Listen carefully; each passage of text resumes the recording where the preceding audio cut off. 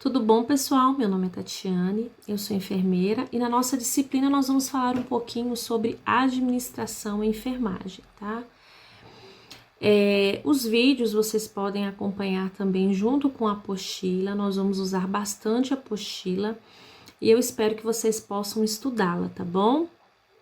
Para que no nosso fórum a gente possa tirar todas as dúvidas.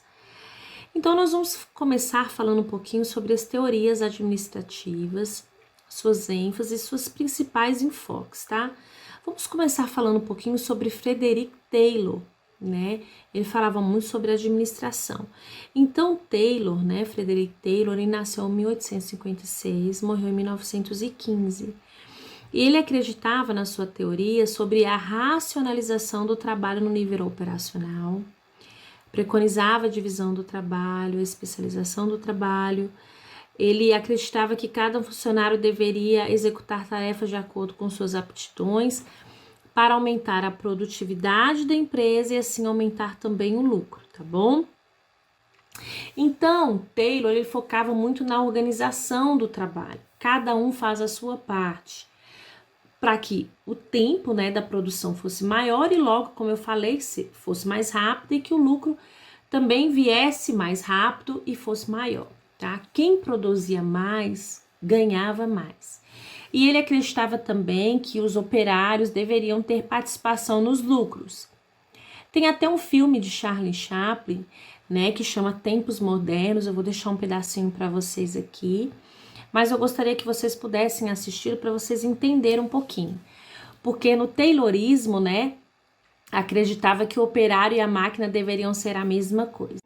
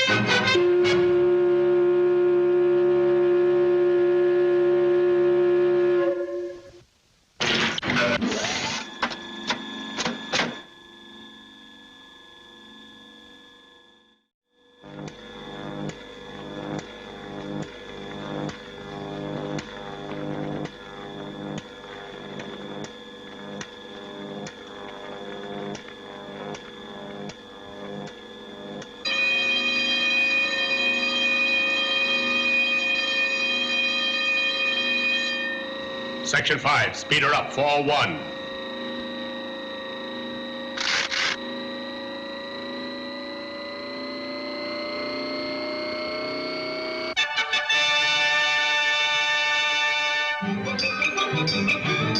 Attention, foreman. Trouble on bench 5. Check on the nut tighteners. Nuts coming through loose on bench 5. Attention, foreman.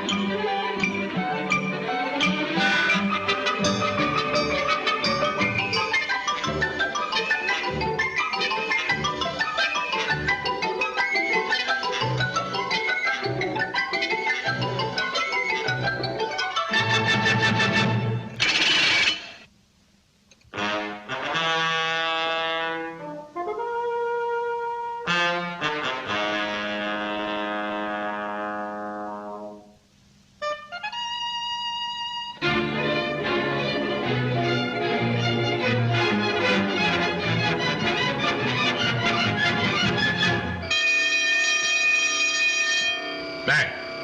Section 5, more speed, 4-7.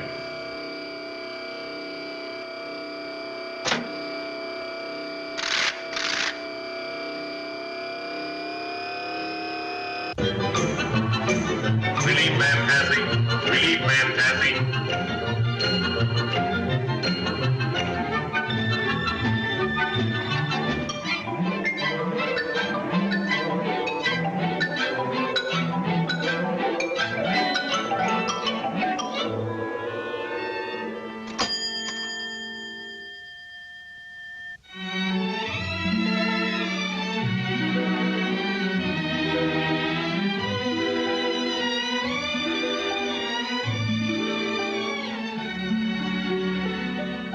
Hey!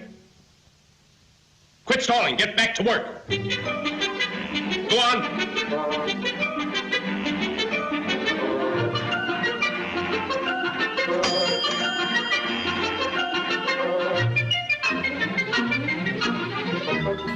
Então, Taylor, como que funcionava, né, essa teoria de Taylor? Vamos dar um exemplo aqui. Todos nós trabalhamos numa máquina, numa empresa, numa indústria de costura, tá bom? Que faz calça jeans. Então, era dividido o trabalho, tá? Como que funcionava? Tinha as pessoas certas para cortar a calça, pessoa certa para tingir o tecido, pessoa certa para costurar, pessoa certa para pegar o botão. Então, era dividido esse trabalho. Então, Taylor acreditava nisso, tá bom? Então, vamos começar falando sobre essas teorias, né? Vamos começar falando sobre a teoria clássica.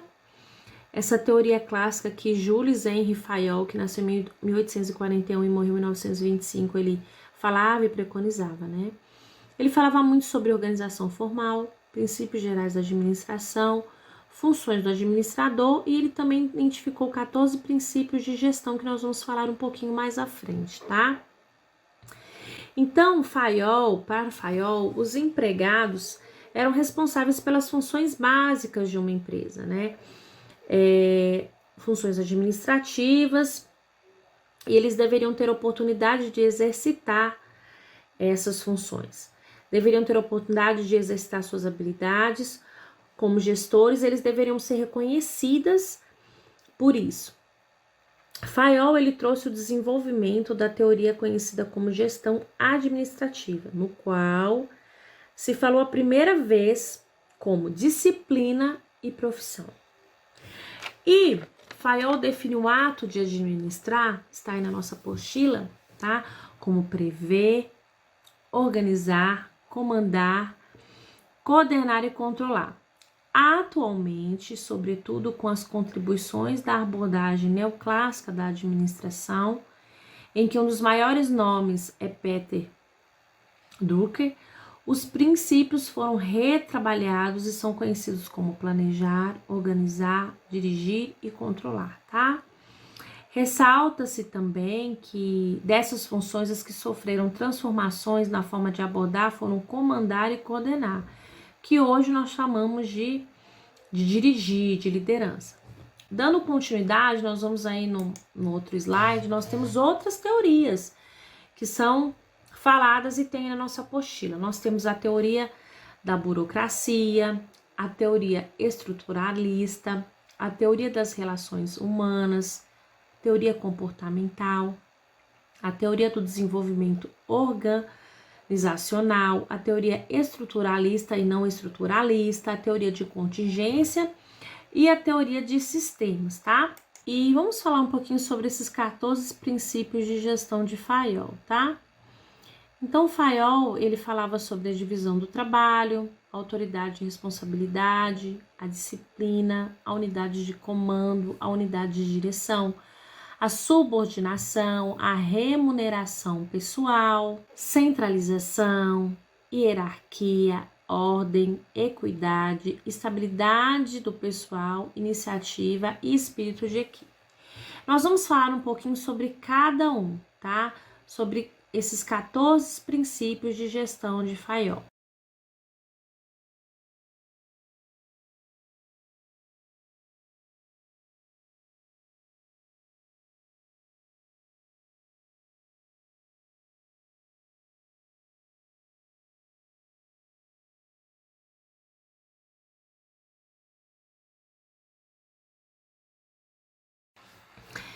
Então, vamos começar falando um pouquinho sobre esses 14 princípios de gestão de FAIOL. Vamos falar de cada um especificamente. Vamos começar falando um pouquinho sobre a divisão de trabalho.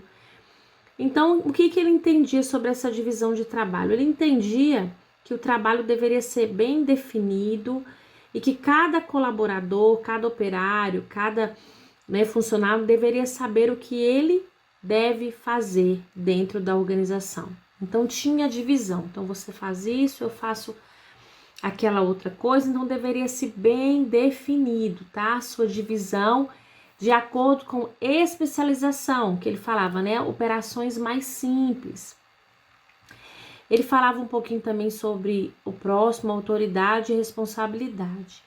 Ele acreditava, né, que a autoridade era um chefe dar ordem e o outro deveria obedecer. Então, era isso que é autoridade e responsabilidade. A disciplina tinha que ter respeito às regras estabelecidas. A boa direção deveria sempre inspirar obediência, né? E deveria ser o exemplo também, né? O maior lá de cima deveria ser exemplo para que os outros funcionários pudessem ter disciplina também, tá? Deveria ter essa unidade de comando, né? Como que é essa unidade de comando? Né? Que só deveria haver um chefe, e esse chefe que deveria dar ordens para os outros funcionários. Aquele ditado que a gente sempre conhece, né? Que a gente escuta muito chefe para pouco índio. Não, tem que ser um chefe para muito índio. Era isso que ele pregava, tá? Então, existia para ele um líder superior, deveria ter um líder, na verdade, um gerente, que deveria ser superior aos outros funcionários, tá? Ele falava sobre unidade de direção, a empresa deveria ter um direcionamento, né? Um único direcionamento. Subordinação, ele fala um pouquinho sobre a prevalência dos interesses gerais da organização, né? Conceituação dele em muito se assemelha a um princípio jurídico do direito administrativo. Ele falava um pouquinho também, aí nós vemos no slide, sobre a remuneração do pessoal e como funcionava. Ele acreditava que deveria ser equitativa, justa, evitando-se a exploração. A remuneração deveria ser suficiente para garantir a satisfação do funcionário, mas também de estar de acordo com o que a empresa poderia oferecer. Temos a centralização, né? Serve para autoridades com as atividades. O líder, ele carregava a responsabilidade, mas pode dividi-la e delegá-la por grupos ou subgrupos para que todos pudessem realizar adequadamente seus papéis. Temos aí a hierarquia, né? Cadeia de comando por escalas, afirma a necessidade de comunicação lateral entre as escalas do comando. Essa hierarquia é um dos princípios mais fortemente defendido por Fayol, porque ele acreditava que era necessário haver alguém com autoridade para conduzir todo o comando da empresa, né? Que pode ser dividido entre os subordinados, mas era o mais defendido por Fayol. A ordem, que nós temos aí no slide, por meio da racionalização do trabalho, estabelece o lugar de cada coisa, de cada pessoa, sempre visando manter a organização e o bom andamento das atividades. A equidade, né? Os líderes, eles deveriam inspirar em senso de lealdade à direção da empresa, né? Então, a justiça poderia ser conceituada como a realização das convenções estabelecidas, tá? Enquanto que a equidade seria o uso da razão onde não há convenção. Seria a capacidade de estimular o pessoal, né? As pessoas que trabalham, a empregar no exercício de suas funções toda a vontade de devotamento que é capaz. Aí nós temos também a estabilidade do pessoal, né? O funcionário precisa de tempo para adaptar-se à tarefa que lhe foi incumbida, né? Aquilo que ele deveria fazer. e deslocá-lo sem que esse tempo lhe for concedido, sem que sua iniciação tenha sido finalizada, e adotar essa atitude como premissa na administração de um organismo, acarretará que nenhuma função jamais será desempenhada ao contento. Nós temos a iniciativa também, os liderados devem ser incentivados a buscarem por si só as soluções para os problemas que surgirem. Então, eles deveriam ter iniciativa, né, a sua própria iniciativa, não ficar esperando, né? E ter o espírito de equipe, né? O que seria esse espírito de equipe? Todos devem consciência de classe, entender que o trabalho é feito em conjunto e que juntos é possível proporcionar melhores resultados, né? Ele fala que o corpo social deve experimentar uma união similar à união dos organismos biológicos. Sem que isso ocorra, os objetivos não serão comuns e os esforços não serão dirigidos de forma adequada às aspirações da empresa. Então, nós falamos aí um pouquinho sobre esses 14 princípios de gestão de Fayol, o qual ele citava e ele achava muito importante, né? E dando continuidade na nossa aula, nós vamos falar um pouquinho sobre as funções e os elementos administrativos, tá? Fayol, tá? Ele afirma a existência de 5 elementos de administração, que é previsão, organização, comando, coordenação e controle. Nós vamos falar um pouquinho sobre cada uma delas separadamente.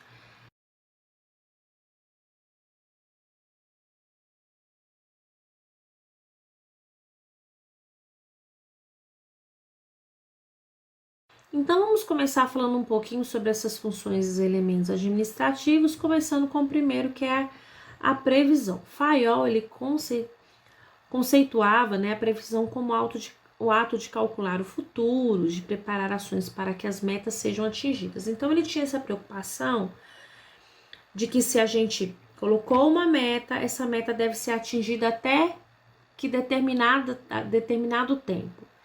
Deveria ter uma previsão, deveria ter um cronograma, uma ação para que essas metas fossem estabelecidas, tá? Ele estabelece que existem vantagens e desvantagens quando a gente segue a previsão. Como vantagem, afirma que um programa de ação facilita a organização e a utilização dos recursos da empresa e escolha de meios, os melhores meios, na verdade, né, para atingir esses objetivos. Estabelece que as desvantagens residem na dificuldade de se confeccionar um bom programa anual. Então, deveria ter uma previsão, uma programação. Ele fala um pouquinho sobre organização. É o ato de dotar uma empresa de tudo quanto for útil ao seu funcionamento. Então, a empresa, ela deve ser organizada. E como é essa organização? A empresa, ela deve ter todo o material necessário, capital, pessoal, para que ela possa funcionar de forma adequadamente, de forma organizada.